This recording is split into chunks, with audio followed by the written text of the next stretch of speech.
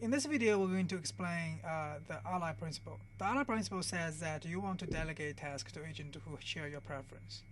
Sometimes it works, sometimes it does not. And here we're trying to explain the intuition in a simplest mathematical model. So here we have a setup that has two projects. You can either do project A or project B. So the project A pays principal B and pays agent 1, and project B pays principal 1 and agent B. So you can see from the get-go that the agent will prefer project A and the principal will prefer project B. Now we measure the principal's control over the organization by setting the parameter Q. The Q says with probability Q, the principal will find out that actually exists a project B. Okay? And with probability P, agent can find out there is a project A. But to do that, agent has to pay a cost of 1/2 p squared. And at the end of the day, the principal gets to say which project is going to be carried out. So now let's imagine there are four possible scenarios. One is both of them gets out, so that A and B is find out at the same time, and principal choose B. If A and B will find out separately, then they will be carried out. And if none of the project is being found, then nothing will happen. Okay. So before we actually go to any of the the mathematical details, let's think about the intuition. Now because here B measures the similarity in their preference. Because if B is 1, then project A and project B are the same, because they pay out the same to the principal and agent. So what is optimal Q in this case? The optimal Q will be 0. Why that?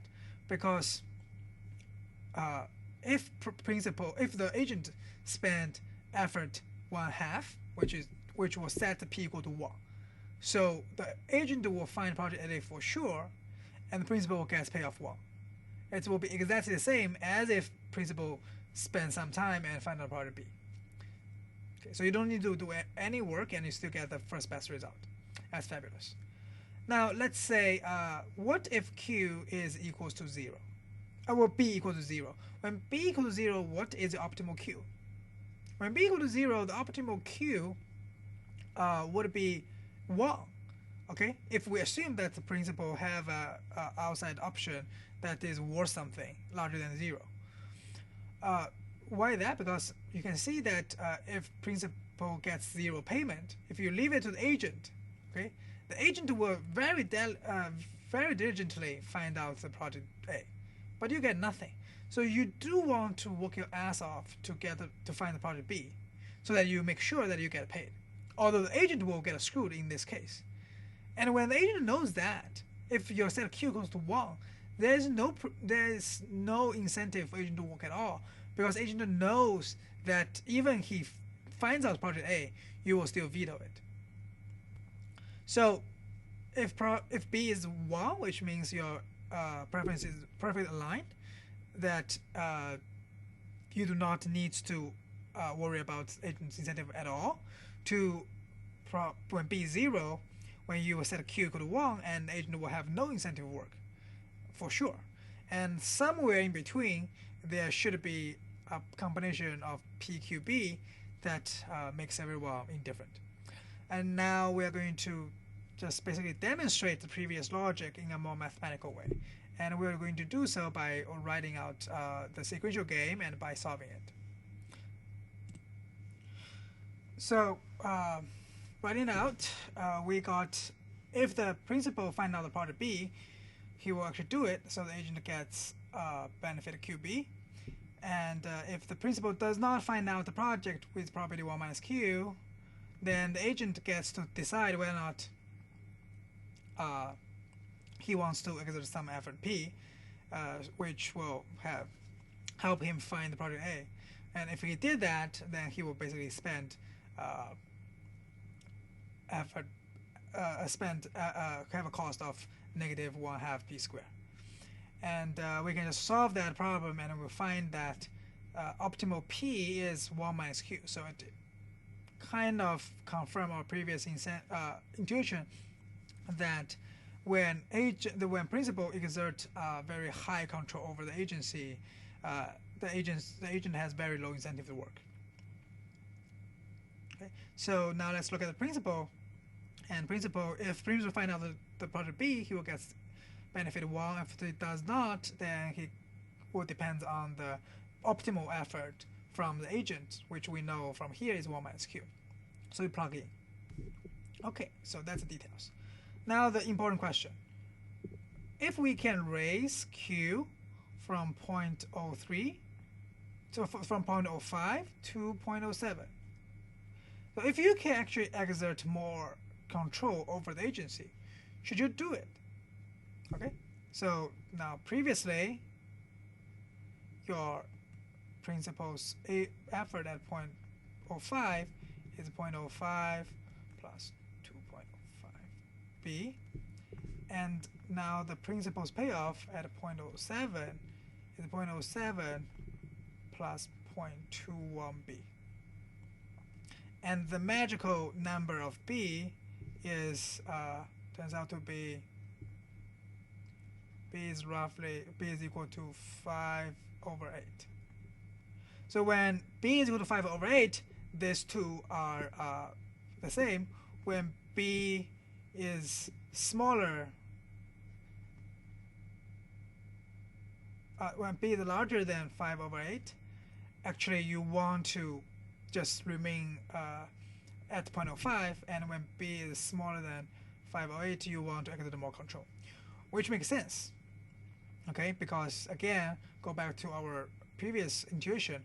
When b is high, that means agent has the incentive. Your incentive is perfectly aligned with the agent, and there's just no point for you to exert high control, because when you exert high control, the agent has very little incentive to work, so you don't have any backup plan. Okay, so but when the benefit is small, which means your incentives are very different from each other, okay, you do want to exert high effort, because you know that if you do not be careful, the agent will screw you.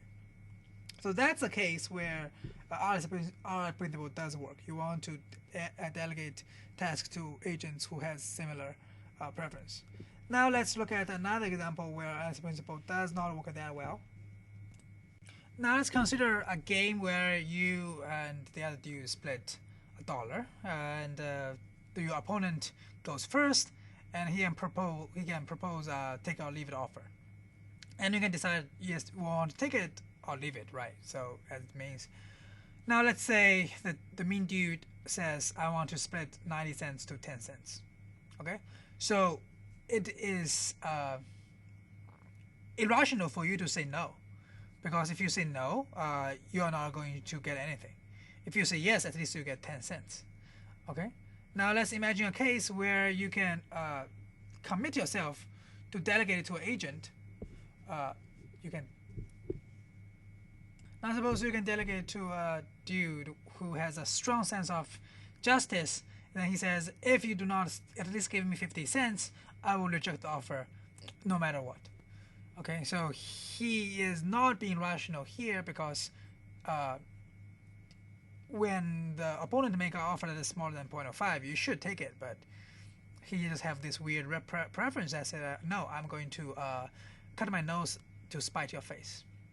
So if you can delegate that, if you are rational principle, you can delegate the task to our people who has a very different preference from you, but you will be better off because now you at least get a 0.05, but before you get a 0.01. So this is a showcase where ally principle does not always work.